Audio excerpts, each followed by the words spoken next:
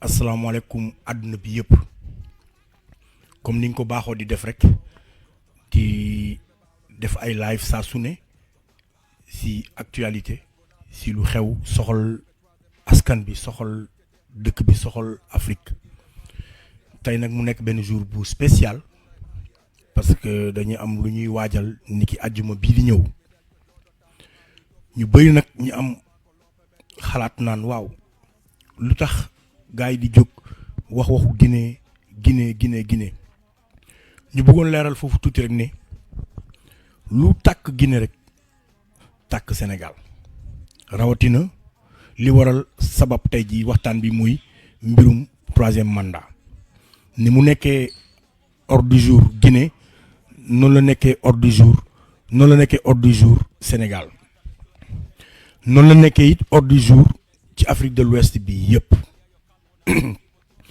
may fàttali rek ne suñu xëyoon benn fan camion këriñ ñëwul jógee Guinée ay fruits ñëwuñ jógee Guinée taximaanu guinéens yi dawaluñu boutique yi ci koñ yi guinéens yi téye ko jaayuñu kon suñ économie dina ko yëg bu baax kon ñun waa Sénégal dinañ ko yëg bu baax nga ñëw ci wàllum politique nag la fa xew doon it loo xamante ne ni mi ngi yoot jëm ca ñag ba fii ci Sénégal muy mbirum troisième mandat bii kon dafa am solo ñu waxtaan ci introduction nag bu ma bëggoon def la ci wolof waaye waxtaan bi comme bëgg nañ yaatal ko suñ mbokk guinéen yëpp dégg ko moo tax indi nañ fii tey suñu naataango artiste muy Muslim bokk ci Hezbo Rap nekk guinéen waaye dëkk fii Sénégal di représenter bu baax a baax di def hip hop bu engagé ci réewam di kaas di wax li nga xamante ni mooy dëgg ci li xew Guinée mais di ko waxal aussi Sénégal di ko wax aussi ci Afrique gi yëpp mu doon artiste boo xam ne dootuñ ko présenter parce que man mii di wax daje naa ak moom foofu tourné muy def yu am solo foofu ca Guinée ba sa vie est même menacée parce que tey jii nii mandat bi su jàllee daanaka moom xëy na dootul sax ñibbi fii lay xala toog définitivement kon ñu am vraiment un invité de marque pour bañ a guddal dama koy jox mu def introduction nuyu mbokk yi ñuy seetaan bu ko defee nag ñu soog a dugg ci biir waxtaan bi yaatal kon Muslim ma jox la kàddu bi nga nuyoo ñi seetaan su ko defee après ñu soog a nag wéyal waxtaan wi acca bismillah. Assalamualaikum warahmatullahi taala barakatuh. Bonjour, bonsoir.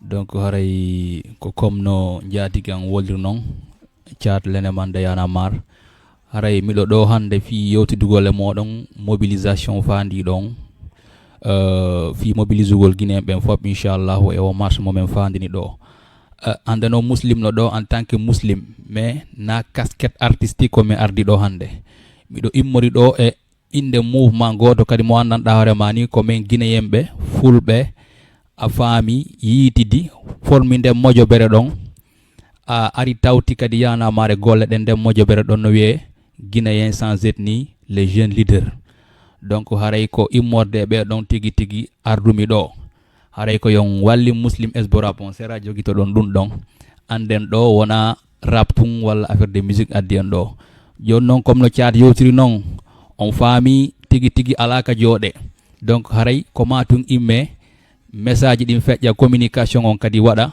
par ce que hari buyno landade lan si tawi muran ɗum ko le 28 walla ko le 30 joni noon buy humpitigue affaire on ko le 30 inchallahu rabbi haray ko ɗum addi men ɗo fi yewtudugol inchallahu si débat on kadi ɓurti yajude men ara e ɗin ɗon détail ji fof. Merci Muslim. Donc pour ceux qui nous suivent, je m'en vais continuer un peu en français pour pouvoir permettre à nos frères guinéens de comprendre, pour permettre aussi à nos frères africains qui habitent ici au Sénégal de pouvoir comprendre le message. On va d'abord commencer par faire le topo. Le topo, c'est quoi? C'est qu'aujourd'hui, Alpha Condé est un monsieur qui a posé sa candidature en 2010. Les Guinéens lui ont donné leur mandat. En 2015, il dépose encore sa candidature. Les Guinéens lui ont donné un deuxième mandat. La constitution guinéenne qui est très claire, qui dit que nul n'a le droit de briguer un troisième mandat. Alpha Condé s'est permis non seulement de changer la constitution, de faire une élection cumulée législative plus référendum pour pouvoir avoir la possibilité de se représenter encore une troisième fois. C'était d'abord le premier problème. Le sang a coulé, il y a eu des blessés, il y a eu des morts, il y a eu des arrestations.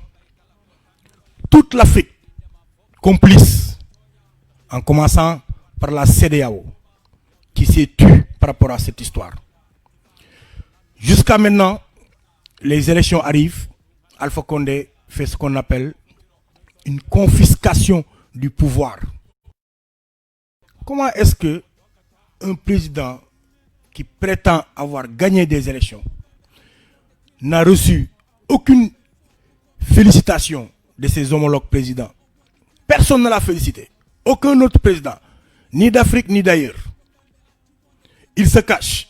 Il ne fait pas d'interview. Où est-ce que tu es, Alpha? Tu es président. Où est-ce que tu es? Il faut que vous arrêtez cette mascarade. Il faut arrêter cette mascarade. Le peuple guinéen a décidé. Le peuple guinéen est allé dans les urnes voter massivement pour te sanctionner, pour te montrer que les troisièmes candidatures, les troisièmes mandats ne vont plus être acceptés par les peuples ici en Afrique. Il faut respecter la volonté du peuple. Pourtant, Alpha, avant que tu n'accèdes au pouvoir, les gens ont marché pour toi. Je me rappelle même ici au Sénégal, c'était en 2009, 2008 ou je ne sais plus. Les gens ont marché ici à la place de l'indépendance pour les injustices que tu subissais. Nous avions espoir en toi. Mais qu'est-ce qui se passe? Vous avez divisé le peuple guinéen. Vous avez amené les problèmes ethniques au cœur même des problèmes guinéens. La Guinée n'a pas changé. Aucune infrastructure. Les jeunes ne travaillent pas. Tout le monde cherche à aller ailleurs. Absolument rien du tout. Et vous voulez briguer un troisième mandat. C'est trop, Alpha. Il faut que tu arrêtes. Il faut que tu quittes le pouvoir pendant qu'il est encore temps. Et aujourd'hui, nous sommes sidérés de la même manière que nous sommes interpellés par le fait que aucun Guinéen hors Guinée n'a pu voter. Vous vous imaginez qu'il y a 4 millions de Guinéens au Sénégal. Aucun n'a pu voter. C'est pour cela que ce vendredi-là, ces Guinéens-là qui n'ont pas pu faire leur devoir citoyen vont se mobiliser ici à la place de la nation pour montrer à Alpha que ça ne passera pas. Que ça ne passera pas. Tu es en train de tuer les Guinéens. Tu es en train de les brutaliser. Tu es en train de les mettre en prison. Tu es en train de confisquer leurs désirs. Tu es en train de confisquer la démocratie de tout un pays pour ta cupidité, pour ta soif de pouvoir. Il faut que ça cesse. Voilà les gars aujourd'hui, les raisons pour lesquelles nous sommes aujourd'hui ici, pour parler avec vous, pour parler à nos frères sénégalais, pour leur donner les raisons pour lesquelles nous devons nous mobiliser. Parce que ce qu'il ne faut pas ignorer, c'est qu'aujourd'hui, c'est le tour de la Guinée. Mais on ne sait pas ce qui arrivera en Côte d'Ivoire très bientôt. Très bientôt. Et au Sénégal, les gens. Parce que Macky Sall n'est pas encore clair. Macky Sall n'a rien dit. Il a dit ni oui ni non. On ne sait pas qu'est-ce qui va se passer. Donc c'est le moment pour nous tous Africains de montrer à ces présidents-là, assoiffés de pouvoir, que ça ne passera pas. Et la Guinée nous servira d'exemple pour tous ces autres présidents-là. On a vu ce qui s'est passé au Mali. C'est le temps des peuples. C'est la révolution des peuples. Les peuples doivent se mettre ensemble. C'est pour cela qu'aujourd'hui, nous nous mettons aux côtés de nos frères guinéens. Et nous appelons toutes les diasporas de tous les pays africains qui vivent ici au Sénégal. Venez soutenir nos frères de la Guinée. Sortons massivement. Montrons à Alpha Condé, montrons à Ouattara, à Macky Sall, à tout autre président qui voudra briguer un troisième mandat, que ça ne passera pas. Parce qu'en réalité, la CEDEAO ne nous sert absolument à rien du tout. La CEDEAO, c'est une organisation de voyous. La CEDEAO, c'est un ensemble de bandits qui se mettent ensemble autour d'une table et décider du sort de tous ces peuples-là. Ça ne passera pas. Nous, en tant que peuple, nous allons créer notre propre CEDEAO, notre propre union des peuples. Parce que c'est ça. C'est les peuples qui doivent régler les questions, pas les présidents. L'attitude de Macky Sall par rapport à la Gambie. Pourquoi Macky n'a pas eu cette attitude par rapport à la Guinée? Qu'est-ce que Macky Sall attend pour parler de la Guinée? Qu'est-ce qu'il attend? Qu'est-ce que les autres présidents africains attendent pour parler de cette situation en Guinée? Mais la Guinée, ce n'est pas un petit pays. C'est un pays qui nourrit d'autres pays par rapport à ses ressources, en commençant par le Sénégal. Comment est-ce qu'on peut tous être complices? Comment est-ce que tous ces présidents-là sont complices? Ils se taisent alors que des gens sont en train de tuer. Macky Sall est super content pour aller marcher pour Charlie Hebdo.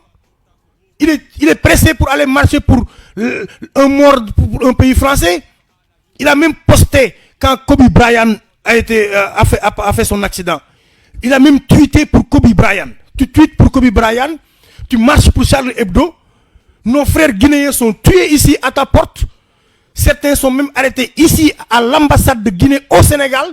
Aucune réaction, aucun tweet, pas de poste, pas d'indignation, rien du tout. C'est un silence très complice. Vous êtes tous complices de ce qui se passe en Guinée. Vous les présidents africains, vous êtes tous complices. Et ça ne passera pas. Parce que nous les peuples, nous allons prendre notre destin en main. Nous allons prendre notre destin en main et nous allons protester. Nous allons vous montrer que ça ne passera pas. Ces troisième mandats-là, il faut les ranger dans l'oubliette parce que ça ne passera pas. Donc je vais donner encore la parole à Muslim qui va parler en peul pour nos frères aussi qui ne comprennent pas le français, pour aussi amener le sujet à sa façon. Ok, Muslim, donc c'est à toi la parole. Ok, tu as presque tout dit, donc je vais revenir en version polar quoi. Parce que comme nous inirons, on débat on wawata wonde France tout français tout wala olof quoi, donc mais hewtudo pour famingol jama on ko hondum woni hondum. Donc on nani ko yoti on kon quoi ka version français. Alpha Condé na doit de présentade et élection parce que mandat makon périmino ka de haɗu no quoi o waɗi forcing fi wonugol candidat e ɗilo élection ji en fo ɗen andi ko hon ɗum gerduɗen e makko ha ɗum ɗo muradu laati parce que fewdo gerdanuɗen e makko il a tué combien de personnes? Moi j'étais en Conakry, j'ai eu à sortir, mais il y a eu 2 manifestations, mais les manifestations du FNDC, il y a eu des morts en ce moment. Donc il faut pas holleri awa enen ko etti de wo walla ko sali de wo walla ko hadu de mo ko hada ko dum ko dum o watta joni non o latini murandu woni o latini e do ko latini kon kadi o gagnaki o forci référendum o yeyi élection o gagnaki élection ji fo no andi di wujja voilà joni non hande problème on na wigol tun ko immanogol IFDG wala immano sellu dalen no hande combat on yawti don combat on hande yawti fi wigol tun ko sellu dalen nono ko guinéen ben fo doit motondirde wona sayre wotere immina mo ka jullere pakki sen immike do hande aroyo jango o kadi no andi yawre nde wawata marsude hankadi mais si tawi woni ko fulbe ben tuwona immade diya commune ji immaki awa haray kanko a chaque fois o sikkay haray na guinéen be fo immanimo haray o sikkay kambo pullo futa to wata mo dégageude don si tawi o mijori non donc ça yi hande o jodi ke do wadi forcing c'est parce que na guinéen fo mobondiri si tawno ko guinéen fo mobondiri so ben immi malinka ben immi gersa e lutu ben fop hande si immanino ko nyallal gotal hareno yaltini no mo seku turaya mais sa yi murandum hewti do juuti ha juuti o wadi forcing et do dum don kadi mo warde ha joni mo continue mo warde c'est parce que il y a qu'une communauté qui se lève pour se battre contre lui donc hare meden nodditi diya leƴƴi kadi si tawi woni maninkaɓe wonɓe Sénégal ɓen ɗo ko wona e feƴƴude lagine kon no mettiɓe ɓe wonana Alpha Condé yomen haynoɓe ka mars le 30 si tawi kadi woni sosoɓe ɓe andanɗa hoore mani ko wona e feƴƴude lagine kon no mettiɓe ɓe wonda e Alpha Condé yomen haynoɓe ka manifestation le 30 ɗiya leƴƴi kadi buymeɗen nodditi mais wiyal tun ko fuɓe fuuta ɓe yaltata parce que woɓɓe no jooɗi Guinée no deƴƴi no wurude ko andanɗa mani koko metti mais ko honɗum haɗi ɓe immagol ko honɗum haɗi ɓe wolde ko kure ɗen ɓe huuli awa en duwaka holde kure hankadi parce que taƴu hoore feƴƴi barmu mo naati ha e nder galle violi felli pay kon kun duuɓi tati ma kun duuɓi ɗiɗi on ɗon hankadi ala ko négocier e makko par ce que haray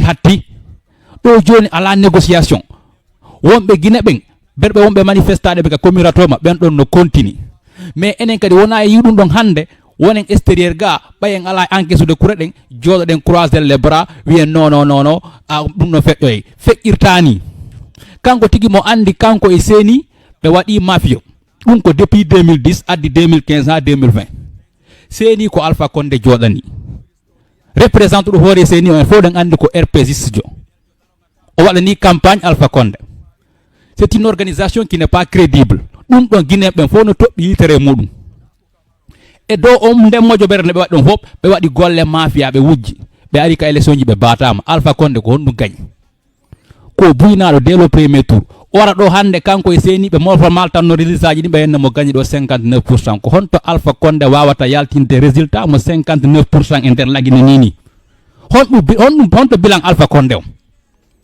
wona laawi o golli wona usine ji o darni wona courant tabiti barrage hydroélectrique mo wino 2015 on ɗum ɗon hari ko campagne déguisé hari ko fino fotirane mais en fof ɗen andi hande courant tabita lagine wonɓe Conakry ɓen ɗo andi mimi waɗi Conakry ko kumuj kamaj ɓeɗa so hendi ke 30 minutes on ɓe kuppane ɓe kadi hen ɗo ko turu ha joni courant lagine ko turu honto bilan Alpha Condé ko wari pour le Fouta o wujji élection ji laawi ɗin fof ko gayɗe si tawno hande mo goñno laawi ɗin koye ɗin laawi hande o rewata o ya waɗa campagne harana ƴettugol hélicoptère je ya waɗoya campagne fena jama o kono ɓay tun kadi woni no woodi naafiqiɓe wonɓe ka leñol makko dariɓe fi wigol ko kanko tun ma kanko tun goɗɗo go arata ɓen ɗon kadi koye systéme bonɗo woni haray ko maɓe guerde nano wigol hande haray meɗen ari fi contourgol leñol non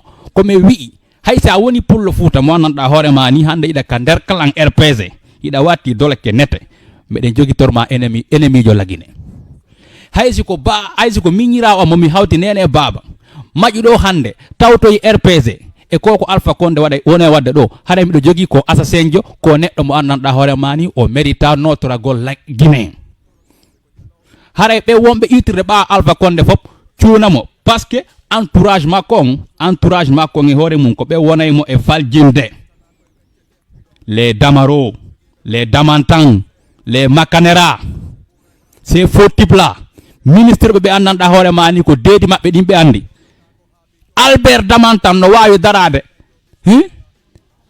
47 morts e nder ko ɓe wi kon le bilan exact goɗɗo anda o yilto wiya yake 4 morts o hulata Allah on andi ko keferaɓe on e gouvernuɗen sen jooɗi ke ɗo en deƴƴi e wiɗo no ko affaire de leƴƴol ni ko communauté pular patati patata o gaynday e meɗen par ce que o wata ɗo kadi joɗade juuɓi jeego duuɓi sappo ɗi o waɗale fus ko waɗale e nder duuɓi sappo na e nder duuɓi jeego watta ce que tu n'as pas fait dans 10 ans tu peux pas le faire dans 6 ans qu'on se dise la vérité ko waɗale e nder duuɓi sappo ɗin o wata wadde ɗum e nder duuɓi jeego ko honɗum o waɗi min mi yeehi Conakry mais y a beaucoup de choses qui manquent infrastructure zéro otoje ɗen ha joni koyen paquetiji sardine quoi taxi hara ko ha joni ko yimɓe jowo ha jeego naata e otowal ɗum ha joni no laggine quoi yeydoɗa min ndi leydi no avance honto ndi avance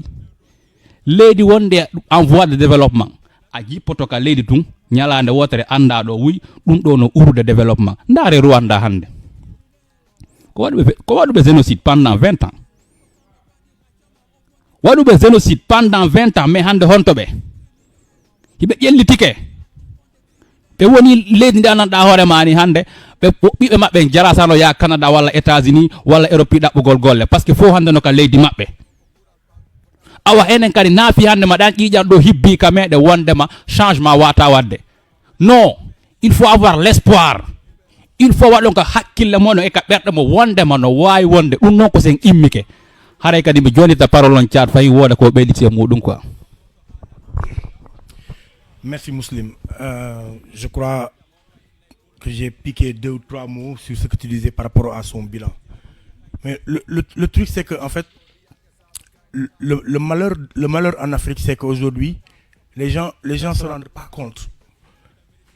Le seul aspect, le seul domaine, le seul fait existant que les présidents africains ont de plus que les autres présidents au monde, c'est le nombre de mandats. C'est le nombre de mandats. Qu'est-ce que Alpha veut faire à 82 ans? Quoi? À 82 ans, qu'est-ce que tu veux faire? Ce que tu n'as pas fait par ailleurs, ce que tu n'as pas fait il y a 15 ans. Qu'est-ce que tu peux faire à 82 ans? C'est insensé, c'est hallucinant. Il faut revenir à la raison. Il faut revenir à la raison. Nous, en tant que Sénégalais, en tant que société civile sénégalaise, nous avons pris nos responsabilités. Nous avons décidé de rencontrer toutes les forces vives de cette nation, rencontrer tous nos frères guinéens et tous nos frères des autres pays africains basés au Sénégal, de soutenir cette lutte, cette démocratie guinéenne qui est en train d'être prise en otage par Alpha. Encore une fois, il faut que ce soit clair. Ce que nous faisons, ce n'est pas pour Selou, ce n'est pas pour Moussa, ce n'est pas pour Pathé ni pour Ousseinou. C'est un combat de principe. Nous prenons une Guinée unie, sans problème ethnique, sans problème, sans divergence de localité ou de quoi que ce soit, sans des problèmes géopolitiques. Nous voulons que la Guinée soit un pays uni. Nous voulons que cette Guinée respire, parce que la Guinée, par rapport aux besoins en eau de cette Afrique, la Guinée peut être le poumon de ce continent. En tout cas, de cette partie de l'Ouest. Toutes ces richesses, tout ce qui découle de cette Guinée-là, nous voulons en profiter, nous tous Africains. Regarde le nombre de fruits qu'il y a en Guinée. Tous les fruits sont exportés, parce qu'il n'y a pas d'usine en Guinée. On n'exploite pas les fruits. On n'exploite absolument rien.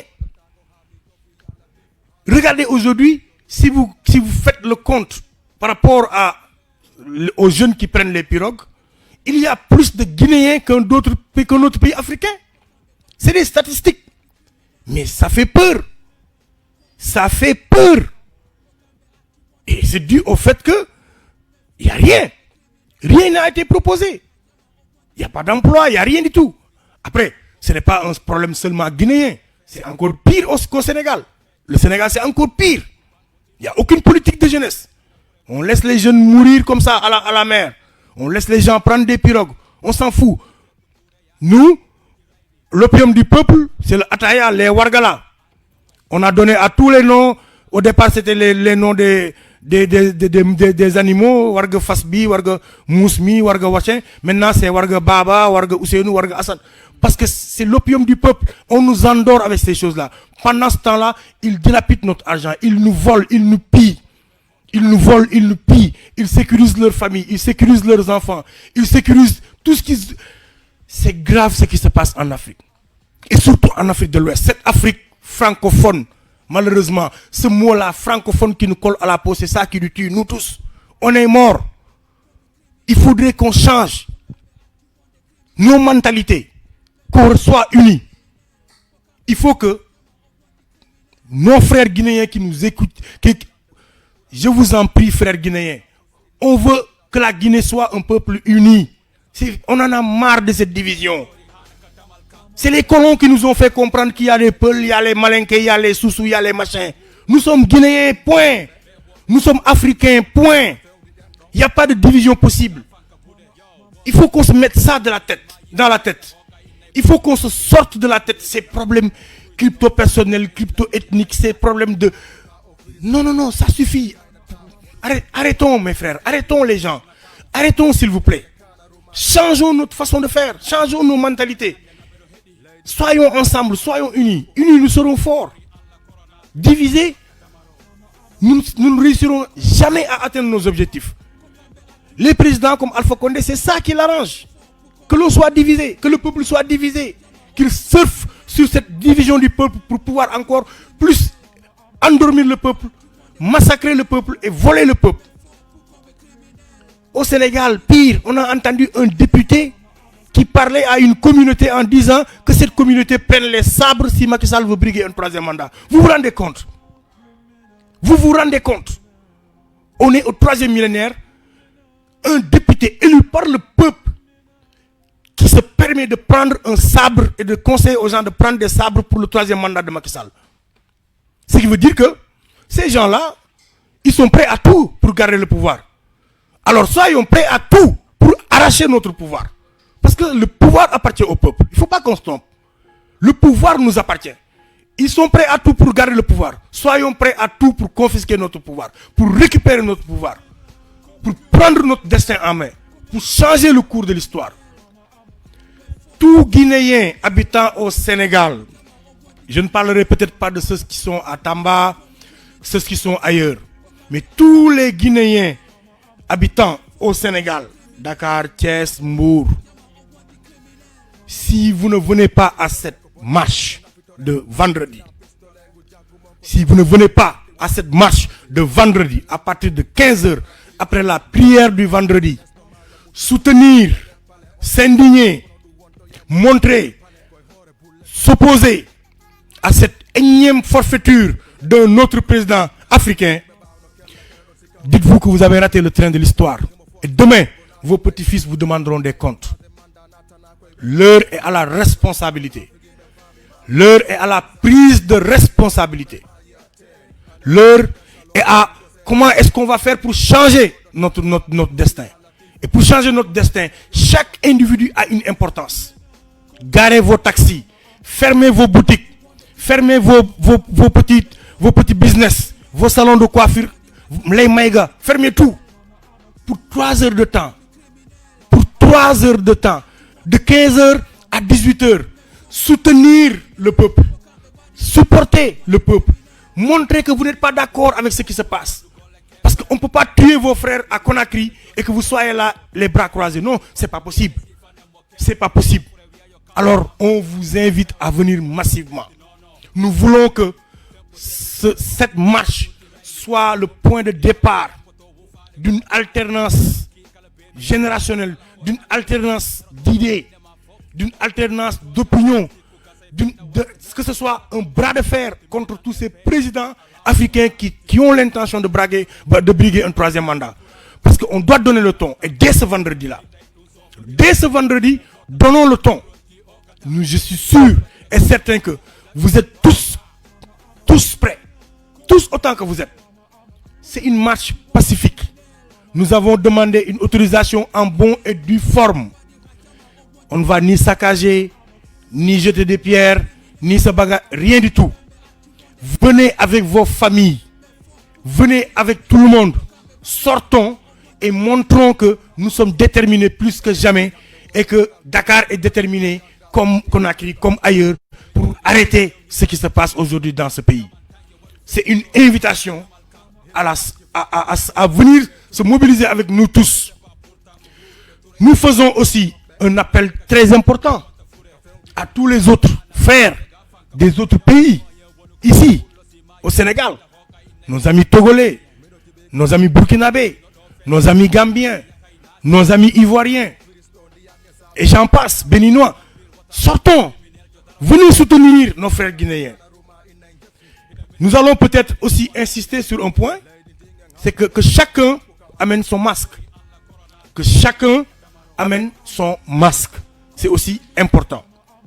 Et qu'à la sortie de cette marche, quand et si nous réussissons cette marche en matière de discipline, mais aussi de détermination, soyons très disciplinés, mais très déterminés. Discipline et détermination. Cela pourra permettre à d'autres pays africains qui voudront marcher demain de pouvoir le faire tranquillement. Donc, nous appelons à ce qu'on appelle le sens de la responsabilité de tout un chacun est demandé.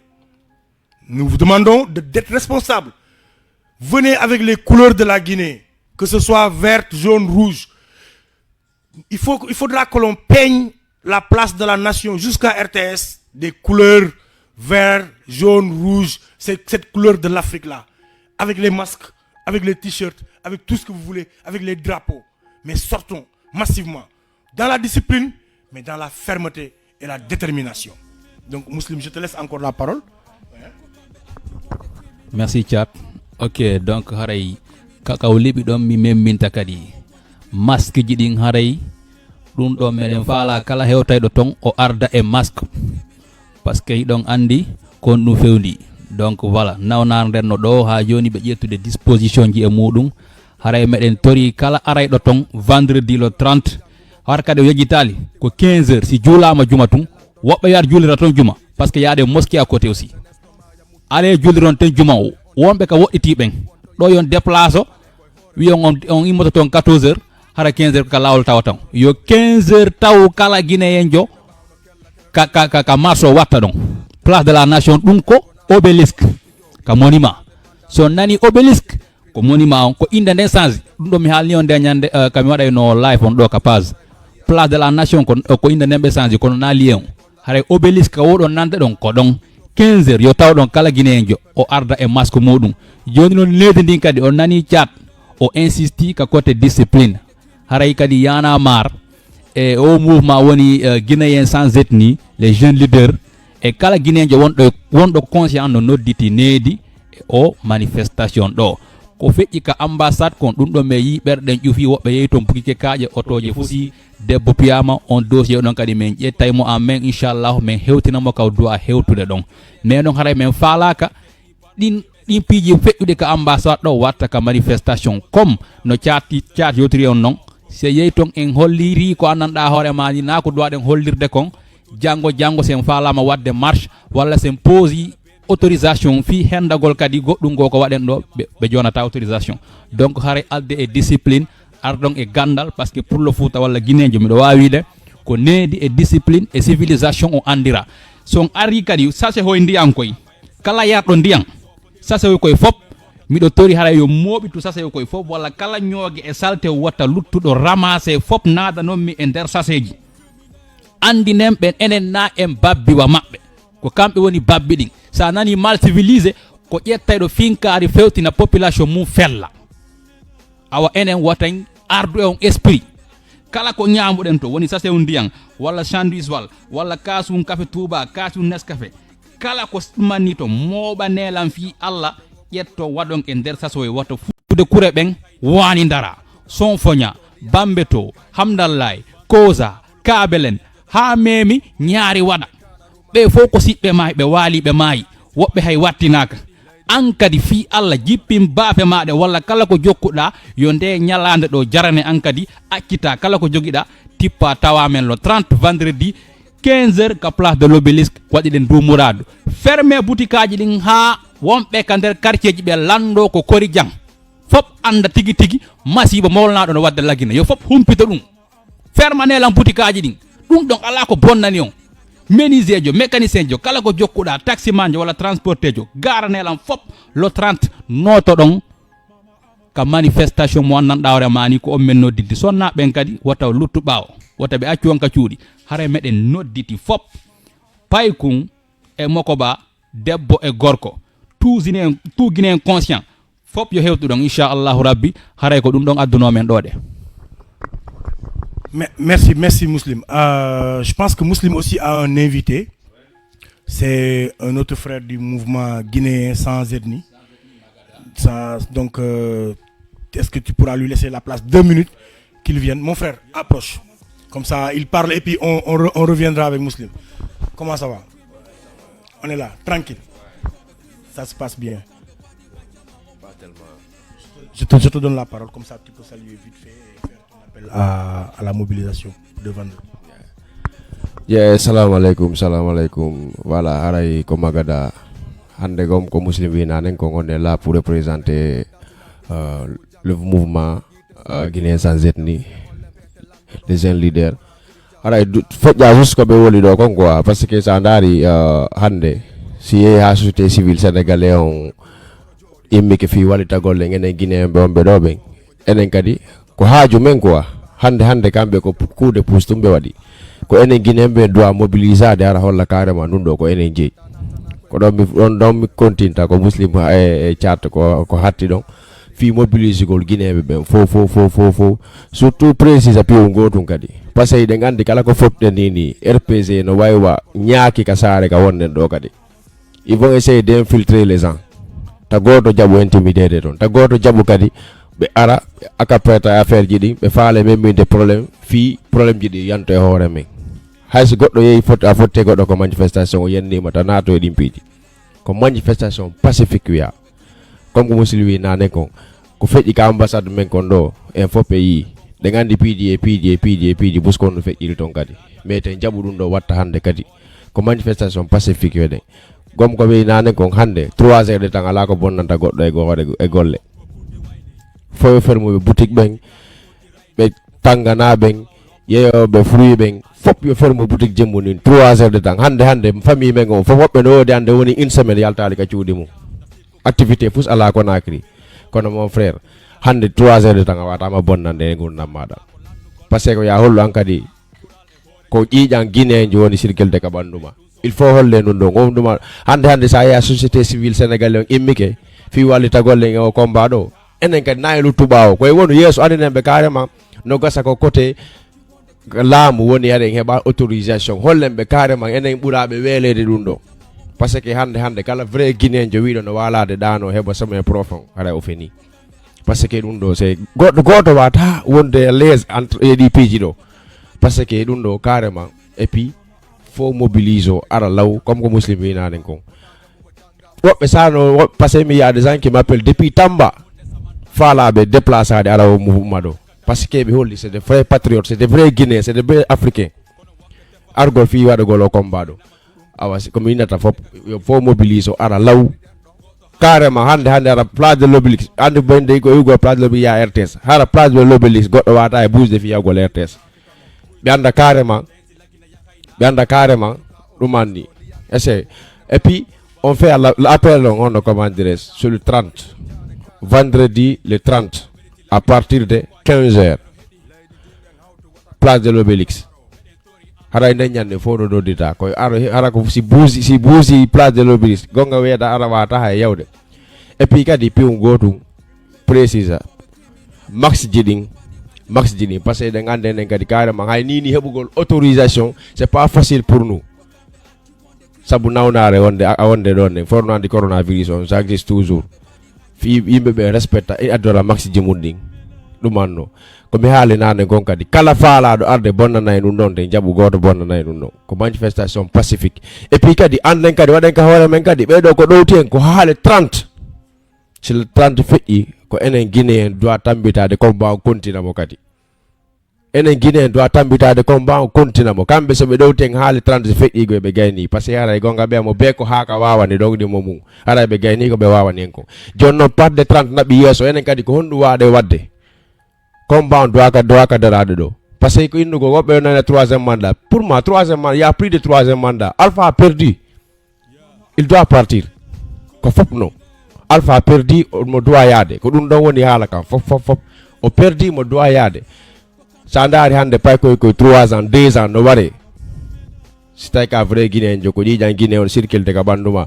o ma so wata wadde jodda ronka dum annade voilà haray ko dum do marno ko be beyta et puis kadi nodda kala communauté africain wonɓe e nder Dakar ɗo ɓen ɗumanno carrément ɓe fof ɓe ara ɓe wallito jama ɓe anda c'est l'Afrique qui gagne haray ko ɗum ɗon marno ko ɓe ɓeyta e ɗum ɗon kadi. Merci mon frère, merci. Muslim, tu peux revenir juste donner ton dernier mot avant qu'on finisse le débat. Ton dernier mot. Ok, donc haray jama ko comme no nanirɗon no magada yewtiri non e no chat non je pense que haray yewtere nden ko wotere dernier mot on haray ko kome yewtiɗo ko rek inchallahu rabbi yo Allah tawnumo kala hewta ton vendredi parce que buy kadi no windandalan inbox walla PV landito fi ñalanden kono ɓurmi tan ƴinade ɗo joni laaɓi riwa ɓiraɗa en fof en humpitike wonde nden ko juma arowo ɗo 15h place de l'Obélisque debbo e gorko paykun e mokoba mo be haɓɓa masque mum ara addo drapeau lagine ma addor pancarte ji ma ɗin windu ko falɗa e Alpha Condé ko criminel jo ko neɗɗo mo anndanɗa hoore ma ni kala ko wolɗamo no fandi windu e pancarte adda yora la presse internationale là-bas ƴette murandum fewtinen caméra ji ɗin ɓe ƴetta ɗum ɗo ɓe naɓa ka weeyo dow alpha hollenmo wondema naafi wondema en ala lagine e wawata dimbudemo kala ka guinéen ɓe woniri iɗen ɓuuri chinois ɗudude haldana en gonga wonɓe belgique ɓen si manifestike dimboto wonɓe canada ɓen si manifestike dimboto wonɓe côte d'ivoire ɓen si manifestike dimboto itti sikke ene wonɓe sénégal ɗo ɓe annaɗaro mani hiɗen ɗo hiɗen yoni ko annaɗaro mani ɗen ko dimbata alpha yo fop yaltu ka banlieue ka région ji ƴette otoje ɗen arol law ɗum ɗo wawata on bonnande an donc c'est le moment où jamais sen jooɗi keɗo howa alpha lutti ka pouvoir ɗo o mula e leñol men ngol o bonna lagine ko bonnano lagine ila o fuɗɗi laamade lagine hare min ɗon ko ɗum ɗo mi mari komi yewta on ɗo haray wassalam mi weltanike yana mar e société civile sénégal mo andanɗa hoorema ni ɓe tawti en e o bara ɗo haray fof noon noddita ton inchallahu yo fof heɓolo merci beaucoup. Merci Muslim. Donc les gars, c'était tout pour aujourd'hui et nous vous donnons rendez-vous. Rendez-vous, mais vraiment quoi, rendez-vous avec l'histoire, rendez-vous avec, même je dirais le futur. Le vendredi, ce sera un jour hyper important pour l'Afrique de l'Ouest, pas seulement pour la Guinée, mais pour l'Afrique de l'Ouest. Parce que ça nous permettra de régler à la fois le problème de la Guinée, mais aussi le problème en Côte d'Ivoire et au Sénégal.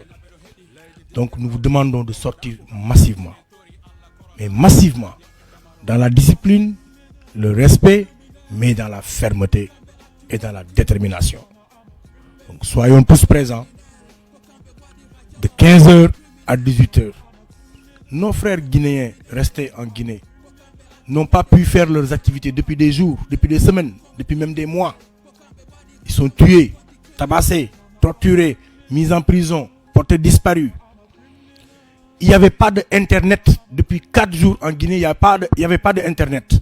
Tout était bloqué par le pouvoir en place.